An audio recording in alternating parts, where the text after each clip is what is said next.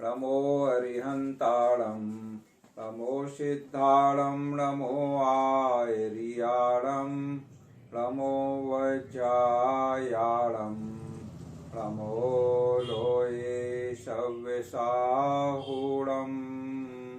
भारतीय ज्योतिष विद्या की इस कक्षा में आप सभी का स्वागत है।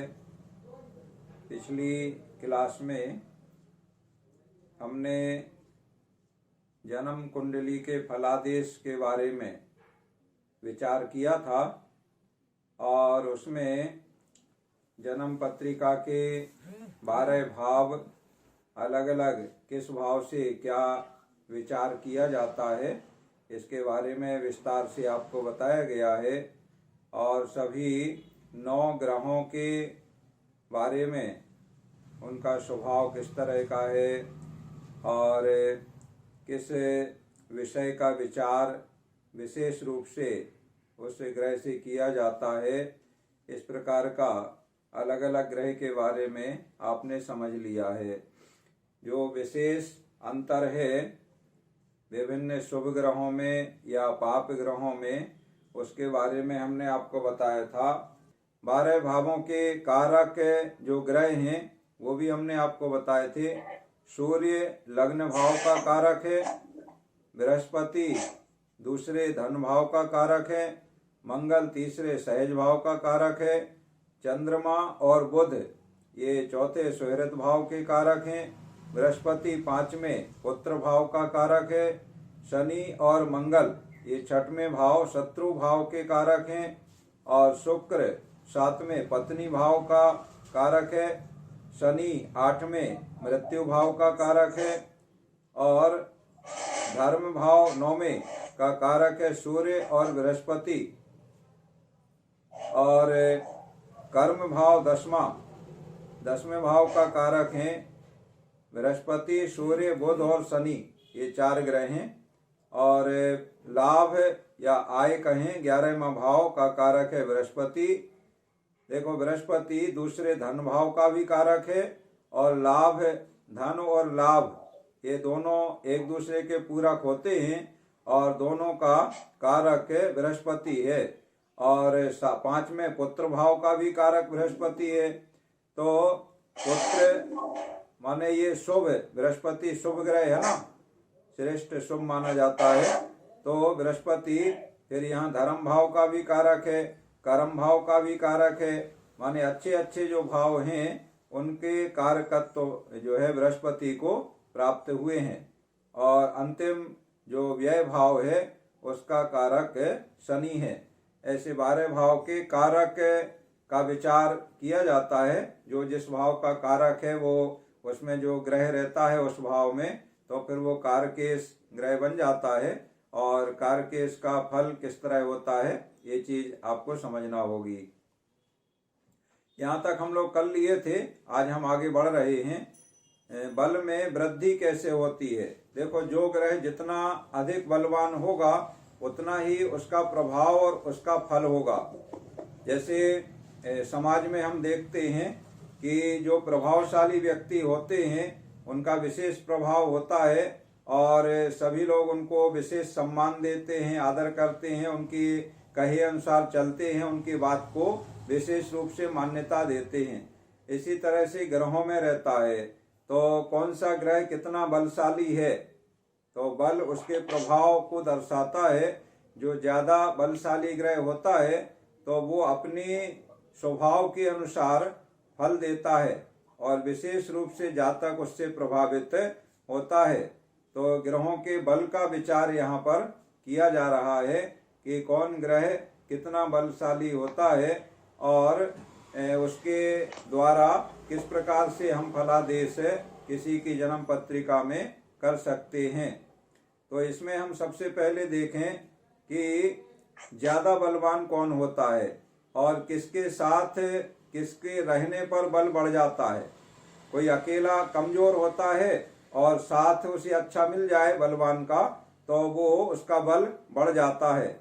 ऐसा भी होता है ग्रहों में। तो सूर्य से शनि का बल बढ़ता है, माने सूर्य के साथ शनि होए तो शनि बलशाली हो जाता है, बल बढ़ जाता है। अकेला रहे तो उतना बल नहीं होगा, और सूर्य के साथ में अगर शनि है, ये पिता पुत्र कहलाते हैं ज्योतिष में, सूर्य पुत्र शनि। तो दोनों पिता पुत्र जब साथ में रहते हैं तो बल बढ़ जाता है, सूर्य से शनि का बल बढ़ता है, और शनि से मंगल का बल बढ़ता है। अर्थात शनि के साथ मंगल होए तो मंगल ज्यादा बलशाली होगा, फिर मंगल का जो फल मिलना है वो और ज्यादा तीव्र फल मिलेगा। इसी तरह से मंगल से बृहस्पति का बल बढ़ता है, मंगल के साथ में बृहस्पति है तो बल और अधिक बढ़ जाता है। इसी तरह बृहस्पति से चंद्रमा का बल बढ़ता है, और चंद्रमा से शुक्र का बल बढ़ता है, शुक्र से बुध का बल बढ़ता है, और बुध से चंद्रमा का बल बढ़ता है। इसका मतलब क्या हुआ, जिस ग्रह के साथ रहने पर जिसका बल बढ़ता है उसके साथ में वो ग्रह रहे तो उसका बल वृद्धि को प्राप्त होता है। ऐसे ग्रहों के बल की अगर हम बात करें तो 6 प्रकार के बल, कहीं कहीं 8 प्रकार का भी वर्णन आता है। यहाँ अभी हम 6 प्रकार के बल की बात कर रहे हैं। ग्रहों का बल माने ग्रह कितना बलशाली है ये देखना होता है। तो कौन सा ग्रह जो ज्यादा बलशाली है वो अपने स्वभाव के अनुसार उस जातक को प्रभावित करेगा, फल देगा, उसी प्रकार का जातक का स्वभाव हो जाएगा। जातक से मतलब आप समझ रहे हैं ना, जिसकी जन्म पत्रिका पर हम विचार कर रहे हैं, जिसकी जन्म कुंडली है उसे जातक कहते हैं।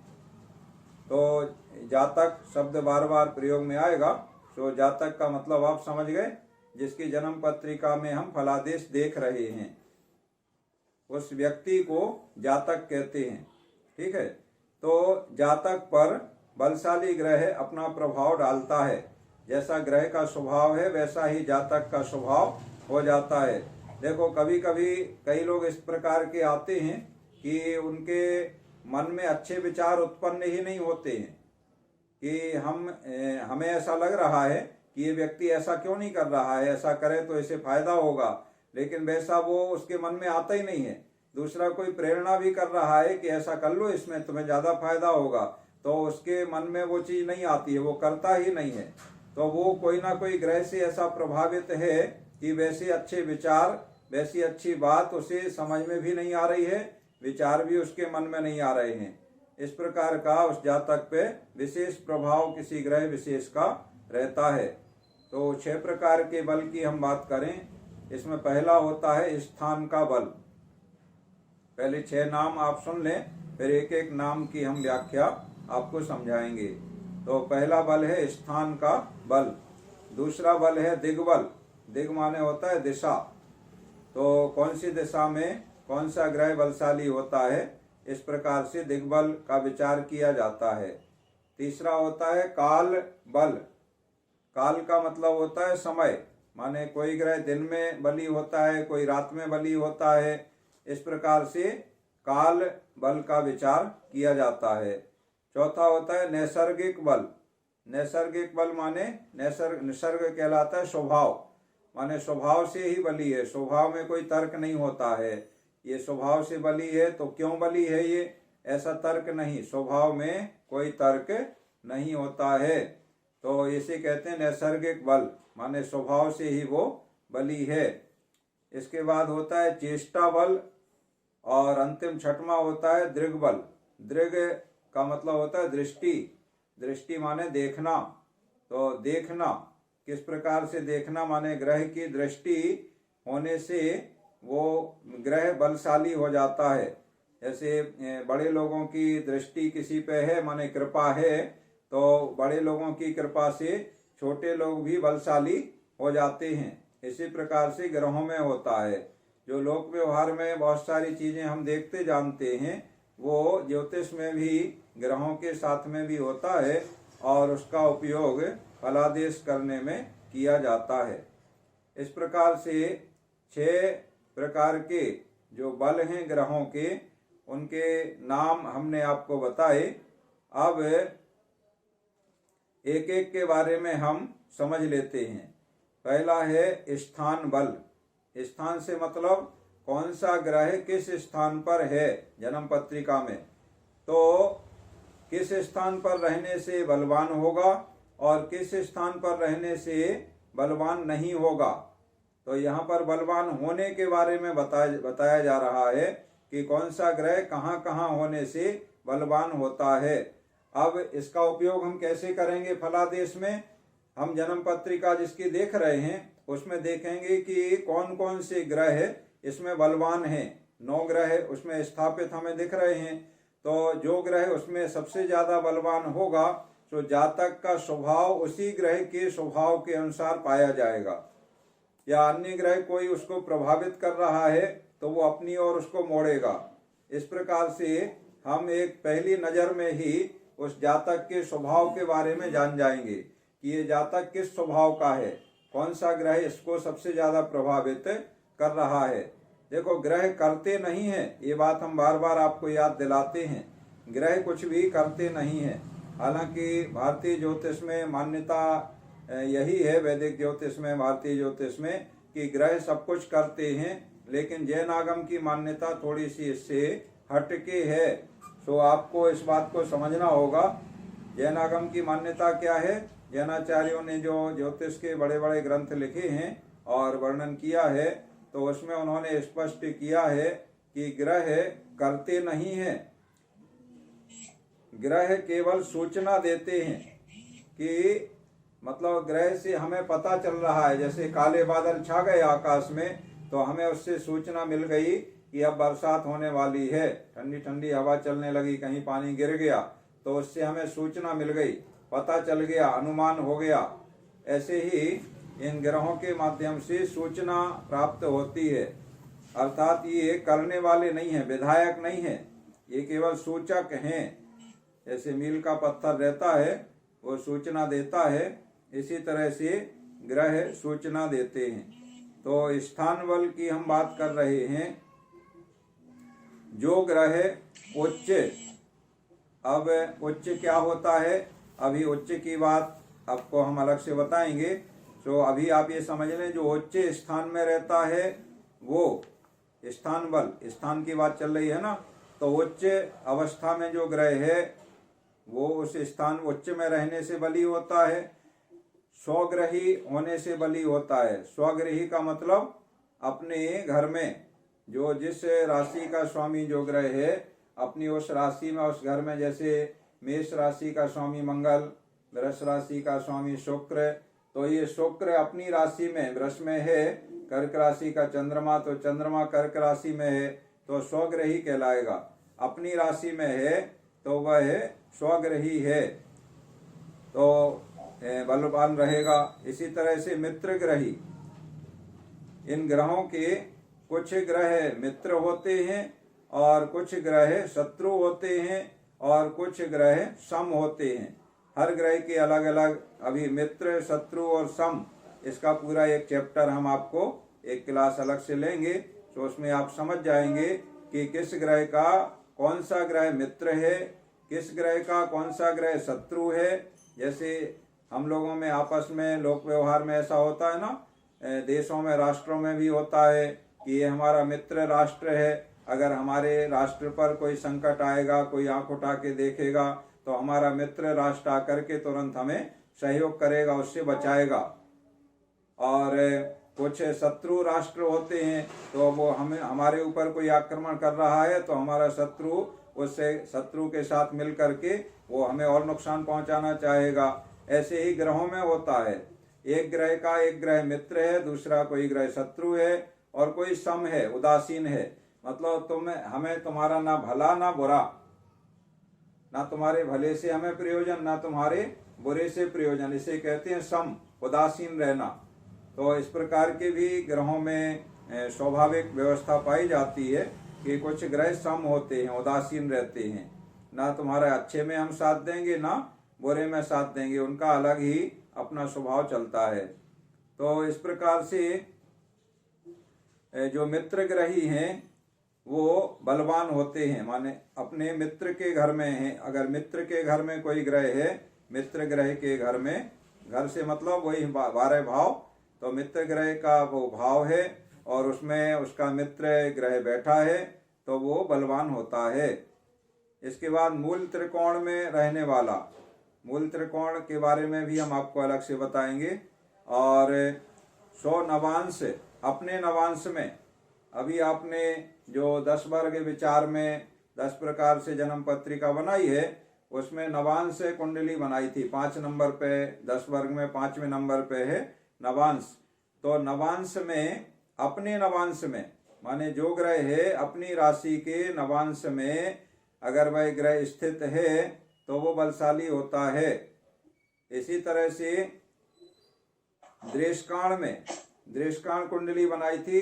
एक कुंडली, एक राशि के 30 अंश हैं, 30 अंश को 3 भागों में बांटा था। 10-10 अंश का एक दृष्काण होता है। तो उस दृष्काण में जो ग्रह अपने दृष्काण में रहेगा, 100 दृष्काण में रहने वाला ग्रह बलशाली होता है। इस तरह से स्थान उच्च ग्रह, उच्च में रहना, अपने घर में रहना, मित्र के घर में रहना, मूल त्रिकोण में रहना, अपने नवांश में रहना, अपने दृष्काण में रहना, इतने स्थानों पर जो ग्रह रहता है वो स्थान बली कहलाता है। माने इन स्थानों पर रहने से उसमें विशेष बल रहता है उस ग्रह में। जैसे अपनी गली में कुत्ता भी शेर होता है ऐसे कहते हैं ना, जो सड़क के पे रहने वाले कुत्ते रहते हैं तो जहाँ उसका विशेष क्षेत्र है जहाँ रहता है तो वहाँ वो है तो उसका बल थोड़ा ज़्यादा होता है, और अन्य के क्षेत्र में चला जाए तो थोड़ा वो कमजोर पड़ता है, ऐसा होता है। तो ऐसे ही ग्रहों में इन स्थानों पर रहने से वो बलशाली होते हैं, स्थान बली कहलाते हैं। चंद्रमा और शुक्र के बारे में विशेष है इसमें कि ये समराशि में रहें तो ये बलवान होते हैं। चंद्रमा और शुक्र, समराशि का मतलब दूसरी, चौथी, छठवीं, 8वीं, 10वीं, 12वीं, ये समराशियां हैं। तो चंद्रमा और शुक्र ये 2 ग्रह समराशि में रहने से बलवान होते हैं। और अन्य ग्रह, चंद्रमा और शुक्र के अलावा अन्य ग्रह जो हैं वे विषम राशि में रहने से बलवान होते हैं। ये स्थान मतलब किस स्थान में है तो समराशि में है, चंद्रमा और शुक्र तो बलवान हैं, और अन्य ग्रह जो हैं वो विषम राशि में है तो बलवान होते हैं। इस तरह से स्थान बल की बात यहाँ पर पूर्ण हुई, किस स्थान पर रहने से ग्रह बलवान होते हैं। दूसरा है दिग्बल। दिग्बल का मतलब दिशा। जन्म पत्रिका जब आप बना रहे थे 12 भाव में हमने आपको बताया था कि लग्न जो पहला भाव है वह पूर्व दिशा कहलाता है, और इसमें जन्म पत्रिका में जो क्रम चलता है वो एंटी क्लॉक चलता है। एंटी क्लॉक से मतलब जैसे घड़ी में 12 और 12 के बाद 1, 2, 3 ये जो अंक घंटे बजते हैं, घड़ी जो चलती है, सुई चलती है घड़ी की, तो वो कहलाता है क्लॉक वाइज। तो इसमें आपने जन्म पत्रिका में देखा क्लॉक वाइज अंक नहीं रखे जाते हैं। जब हम जन्म पत्रिका बनाते हैं तो अगर हमने लग्न में 5 रखा है तो एंटी क्लॉक आगे बढ़ते हैं, 6, 7, 8, 9, 10 ऐसे चलता है ना। तो एंटी क्लॉक में हम देखें तो पूर्व दिशा हो जाती है लग्न की। इसके बाद उसके सामने 7वां भाव रहता है, पत्नी का घर रहता है, तो वो पूर्व के सामने पश्चिम रहेगा, स्वाभाविक है। और उत्तर रहता है 4, जो चौथा भाव होता है वो उत्तर कहलाता है, और इस तरफ उत्तर के सामने 10वें भाव में दक्षिण कहलाता है। इस तरह से किस दिशा में कौन सा ग्रह बलवान होता है वो दिग्बल कहलाता है। तो बुध और गुरु ये 2 ग्रह लग्न में रहने से, माने लग्न में बुध है या गुरु है तो ये विशेष बलवान कहलाते हैं। दिग्बल माने वो पूर्व दिशा में बुध और गुरु का बल अधिक होता है, बलशाली होते हैं। अन्य दिशा में ये रहें बुध और गुरु तो ये उतने बलशाली नहीं होते हैं, और पूर्व में रहें माने लग्न में रहें तो विशेष बलशाली होते हैं। शुक्र और चंद्रमा ये दो ग्रह चतुर्थ में रहने से, चतुर्थ का मतलब उत्तर दिशा में चौथे भाव में रहने से शुक्र और चंद्रमा ये दो ग्रह विशेष बलशाली मतलब दिग्बल इनका बढ़ जाता है। और पश्चिम में सप्तम भाव होता है, तो सप्तम भाव में पश्चिम में शनि दिग्बली होता है। सप्तम भाव में शनि ग्रह रहे तो उसका बल अधिक होता है। और अंतिम दक्षिण दिशा में माने दशम स्थान में रहने से सूर्य और मंगल 10वें स्थान में रहें तो इनका बल अधिक होता है। लग्न की पूर्व दिशा, दशम की दक्षिण दिशा, सप्तम की पश्चिम दिशा और चतुर्थ भाव की उत्तर दिशा है। इस तरह से किस दिशा में कौन सा ग्रह विशेष बलशाली होता है ये बात यहाँ आपको बताई गई। स्थान बल हो गया, दिग्बल हो गया। अब काल मतलब समय, किस समय में कौन सा ग्रह बलशाली होता है इसे काल बल कहते हैं। तो जिस जातक का रात में जन्म हुआ है, रात्रि में जन्म होने पर चंद्र, शनि और मंगल ये तीन ग्रह विशेष बली होते हैं।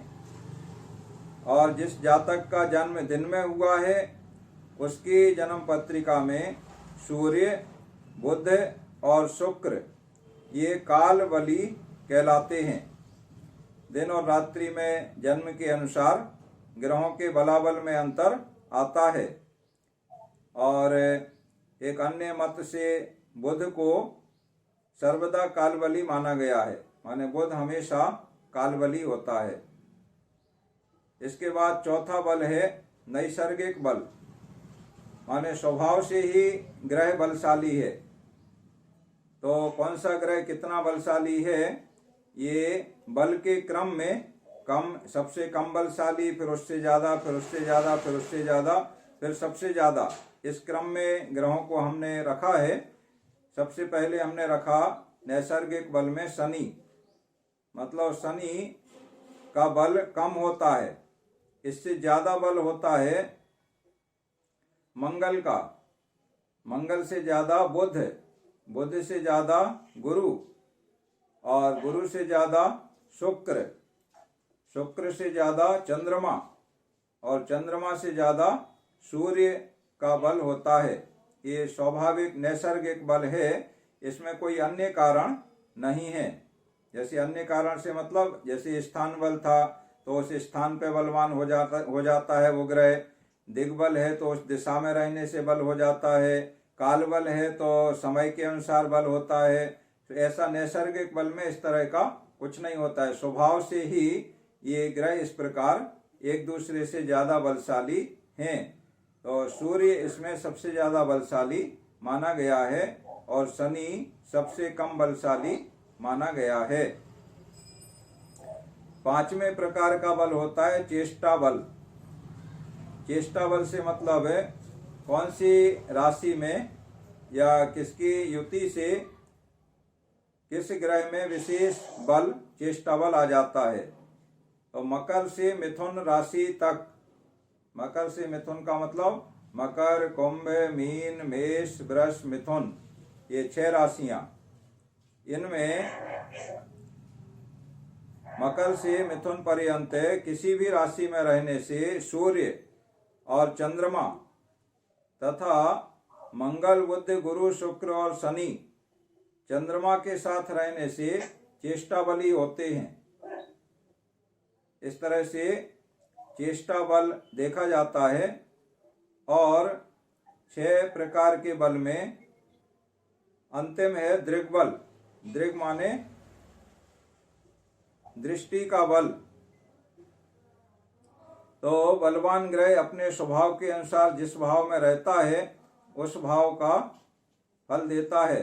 जो शुभ ग्रहों से दृष्ट माने जो शुभ ग्रह किसी को देख रहा है तो वो दृग्बली हो जाता है। माने जिसकी दृष्टि में शुभ ग्रह, अगर हमें कोई शुभ ग्रह देख रहा है तो हमारा बल बढ़ जाएगा, इसे दिग्बल कहते हैं। अब ये देखने का तरीका कैसे होता है, कौन ग्रह किसको देखता है, इसका भी दृष्टि का विचार किया जाता है। तो हम आपको बताएंगे कि ग्रहों की दृष्टि कैसे होती है। मतलब जो ग्रह जहाँ पर स्थित है तो वो अपने सामने वाले घर को देखता है विशेष। ये मतलब सामान्य नियम है कि अपने सामने वाले घर को हर ग्रह देखता है। स्वाभाविक है, हम लोग भी जैसे हम रहते हैं, हमारे सामने जो रहता है तो हम दरवाजा खोलेंगे अपना तो सामने वाले पे ही नजर जाएगी हमारी, अड़ोस पड़ोस वालों पे तो बाद में जाएगी, सबसे पहले सामने वाले पर नजर जाएगी, सामने वाले को हम देखेंगे, ऐसा होता है। तो दृष्टि की बात कर रहे हैं तो सातवें घर हर एक के सामने होता है। जन्म पत्रिका के 12 भाव में आपने देखा है, जैसे पहला लग्न है तो लग्न के सामने 7वां, और गिनती अपने घर से शुरू होती है। तो लग्न में अगर 1 है तो 1 2 3 4 5 6 7 ऐसे गिनेंगे तो 7वां सामने वाला पत्नी का घर कहलाएगा। इस तरह से हर ग्रह की दृष्टि अपने 7वें भाव पर, और 7वें भाव की जो दृष्टि होती है, दृष्टि को 4 भागों में बांटा गया है। माने 25% का 1 भाग, 50% 2 भाग, 75% 3 भाग, और 100% पूरी दृष्टि है तो 4 भाग। इसको भाग को ज्योतिष की भाषा में पाद कहते हैं। माने 4 पाद होते हैं, जैसे नक्षत्र के 4 चरण होते हैं। चरण माने पैर, और पैर मतलब पाद, तो यहाँ पाद बोलते हैं, वही चीज है। चरण जिसको कहते हैं, पैर कहते हैं, तो वही चीज है। तो 1 पाद दृष्टि, 2 पाद दृष्टि, 3 पाद दृष्टि, या 4 माने पूर्ण दृष्टि, या उसको हम अपने गणित की भाषा में 25%, 50%, 75% और 100% ऐसे कह सकते हैं।